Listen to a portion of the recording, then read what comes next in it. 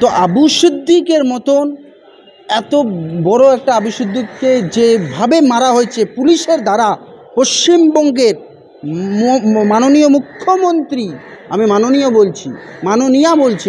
মুখ্যমন্ত্রী মমতা ব্যানার্জির পুলিশ ওনাকে মেরে দিয়েছেন, ওনাকে হত্যা করেছেন রীতিমতো, কিন্তু এখন পর্যন্ত পুলিশের বিরুদ্ধে কোনো রকম কিছু হলো না। এবং হাইকোর্টে যা ম্যাটার পেন্ডিং আছে, অনারেবল জাজদের কাছে আমি অনুরোধ করছি যে আমরাই বলি অ্যাজ এ ল স্টুডেন্ট, আইনের ছাত্র হিসেবে আমরা যখন পড়ি যে জাস্টিস ডিলে জাস্টিস ডিনাইড, তো এইটাকে মানছেন না কেন? আবু সিদ্দিকের বিচারটা দিচ্ছেন না কেন? আবু সিদ্দিককে নিয়ে আন্দোলনও কেন? বুদ্ধিজীবী সমাজ যারা নিজেকে বলে আমরা ইনসাফের পক্ষে, আমরা ন্যায়ের পক্ষে, তারা কেন আন্দোলন করছেন না? কেন প্রতিবাদে মুখ খুলছেন না? কেন ভদ্র বাবুরা কেন মুখ খুলছে না? কারণ আছে, কারণ আবু সিদ্দিক নামটাও তো জানতে হবে। আবু সিদ্দিক একটা সংখ্যালঘু সমাজ থেকে বিলং করা একটা ছেলে যখন মারা যায়, তার জন্য আওয়াজ তোলার মতন পশ্চিমবঙ্গের ভদ্রলোক সমাজের হয় না। ভদ্রলোক সমাজ জাস্টিসে কখনো ডিসক্রিমিনেশন করতে নেই, হিন্দু মুসলিম মাইনরিটি মেজরিটি কোনো কিছু করতে নেই। যেখানে অন্যায় হয়েছে অন্যায়ের প্রতিবাদে দাঁড়াতে হবে। কিন্তু আজকে আমরা দেখছি সিলেক্টিভ জিনিস হচ্ছে, এই সিলেক্টিভ হওয়াটা বন্ধ করা দরকার। আমি যেমন লড়াই করছি, আমাদের মেয়ে তিলোত্তমার জন্য সারা বাংলা জুড়ে লড়াই চলছে, আমরা প্রতিবাদ জানাচ্ছি আবু সিদ্দিকের জন্য, আমরা প্রতিবাদ জানাচ্ছি সাবিরের জন্য, আমরা প্রতিবাদ জানাচ্ছি আপনি নাম নিলেন আনিস খানের জন্য, এখনও কামদুনির নির্যাতিতা, এই সবার জন্য প্রতিবাদ জানাচ্ছি। আমরা সিলেক্টিভ রাজনীতি করতে চাইছি না। আমরা চাইছি যেখানেই অন্যায় হবে, মমতার পুলিশ যখন অন্যায় করেছে, মমতার পুলিশকে রেজিগনেশন, তার বিরুদ্ধে সাজা। এখন পর্যন্ত মুখ্যমন্ত্রী, আমি ঠিক আছে হাইকোর্টে পেন্ডিং আছে, হাইকোর্ট নেবে, মামলা ডিলে হচ্ছে, জাজেদের অভাব, মামলা হচ্ছে না, জাস্টিস ডিলে জাস্টিস ডিনাইড। কিন্তু মুখ্যমন্ত্রী কি করছেন? ওনার হাতে তো পুলিশ মন্ত্রী কি করছেন? ওনার হাতে তো প্রশাসন। উনি কেন কগনিজেন্স নিচ্ছেন না? উনি কোনো অ্যাকশন নিচ্ছেন না? উনি কেন সিআইডি ইনকোয়ারি করাচ্ছে না? উনি কেন সেই পুলিশের বিরুদ্ধে ব্যবস্থা নিচ্ছে না? যে পুলিশ একটা তাজা যুবককে শেষ করে দেয়, তার মা বাবার কান্নায় তাকে ভেসে যেতে হয়, সেই এখনকার পুলিশ। মুখ্যমন্ত্রীর লজ্জা করা উচিত যে এই ধরনের পুলিশকে রেখে দিয়েছে, ছেড়ে দিয়েছে, ষাঁড়ের মতো ছেড়ে দিয়েছে। কখনো হাইকোর্টের আইনজীবীদের উপর হামলা করছে, কখনো সাধারণ মানুষের উপর হামলা করছে, কখনো মনে আছে তো বারুইপুরের ঘটনা, এখনো টিল নাও ইনভেস্টিগেশন কমপ্লিট ভালো করে হয়নি। কে সাজা পাচ্ছে তার কোনো রিপোর্ট নাই। কেন নেই? এগুলোর জবাব কিন্তু মুখ্যমন্ত্রী মমতা ব্যানার্জিকে দিতে হবে। শুধুমাত্র সিলেক্টিভ রাজনীতি করলে হবে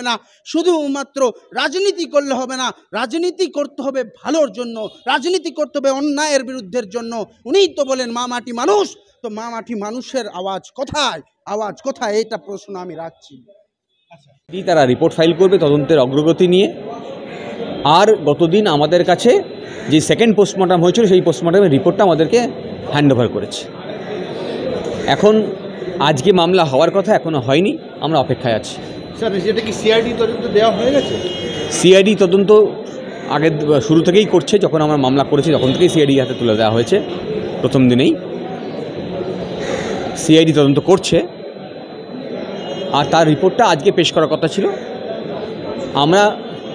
আমাদের এই সিআইডি তদন্ত করতে পারবে কি পারবে না, এটা নিয়ে বাড়তি কি সাবমিশন আমরা করবো, এটা আগামী দিনে যখন হিয়ারিং হবে তখন আমরা করবো। আমরা দেখলাম যে অমৃতা সেনার বেঞ্চে যখন কেসটা ছিল, তখন লাস্ট তুলে পোস্টমর্টম করতে বললো, তারপরে রাজশ্রী ভট্টাচার্যের বেঞ্চে এই মামলাটা সরিয়ে, তারপর থেকে কোনোরকমভাবে কেসটা মামলার অগ্রগতি হচ্ছে। এখন পোস্টমর্টম রিপোর্ট যেহেতু আমাদেরকে হ্যান্ড ওভার করেছে, আমরা খুব স্বাভাবিকভাবেই পোস্টমর্টম যে ত্রুটি বিচ্যুতি আছে সেগুলো পরের দিন মামলার সময় আমরা তুলে ধরবো। হ্যাঁ, আর সারা রাজ্যে আপনারা যে দেখতে পাচ্ছেন যে তিলোত্তমা নিয়ে সেই জায়গায় আমাদের রাজ্যের বড় বড় পুলিশ প্রশাসনকে সরিয়ে দেওয়া হয়েছে। সেই জায়গায় ঢোলাহাটের আবু সিদ্দিককে যে মেরেছে থানার বড়বাবু এবং থানার একজন এসআই, কিন্তু এসআইকে সরিয়ে দেওয়া হলে থানার বড়বাবু কিন্তু এখনও সেই জায়গায় বহাল রয়েছে। এই বিষয় নিয়ে আমরা পরবর্তীতে যখন মামলা শুনানি হবে তখন আমরা নিশ্চয়ই এই প্রশ্ন তুলব। আর এটাও সত্যি কথা যে রাষ্ট্র ব্যবস্থার উপরে আদালত ভরসা রাখবে, এটা স্বাভাবিক। রাষ্ট্র ব্যবস্থার উপরে আদালত ভরসা রাখতে পারছে না, এটা অস্বাভাবিক।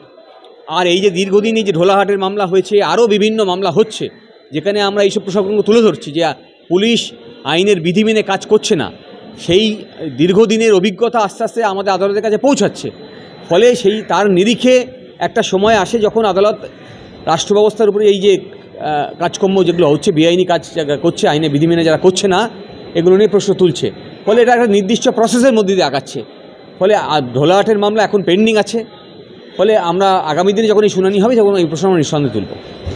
এই যে আবু সিদ্দিকের মামলায় যে আপনাদের কাছে পোস্টমর্টম দিয়েছে, সেখানে জন্ডিস নিয়ে কোনো কিছু জজ জন্ডিস নিয়ে দ্বিতীয় পোস্টমর্টম আপনারা ওরা প্রথমত বলেছিল যে জন্ডিস নিয়ে মারা গেছে, কিন্তু পোস্টমর্টম রিপোর্টে দেখা গেছে যে ধরনের মারধর করা হয়েছে তা পোস্টমর্টম রিপোর্টে খুব অ্যাপারেন্ট হয়ে আছে।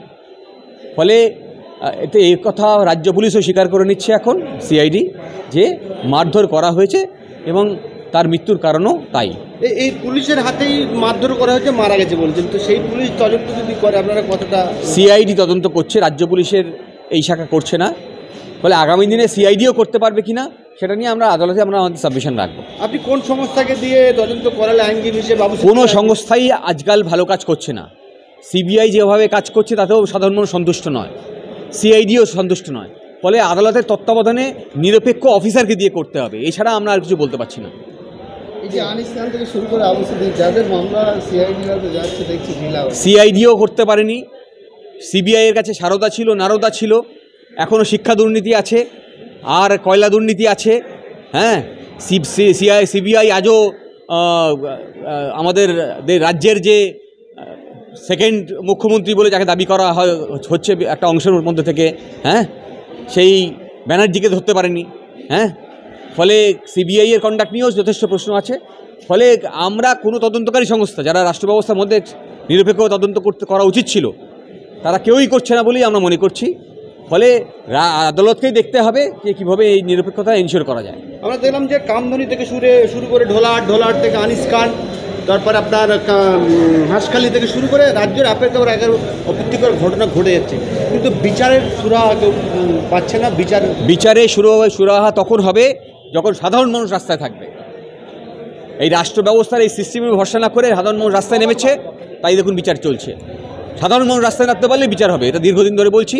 এটা সাংবাদিকদের কাজ যেমন প্রচার করা, তেমন সাধারণ মানুষকেই ওটা উপলব্ধি করতে হবে যে আপনার রাস্তায় নামলেই এই বিচার হবে, রাস্তায় না থাকলে বিচার হবে না।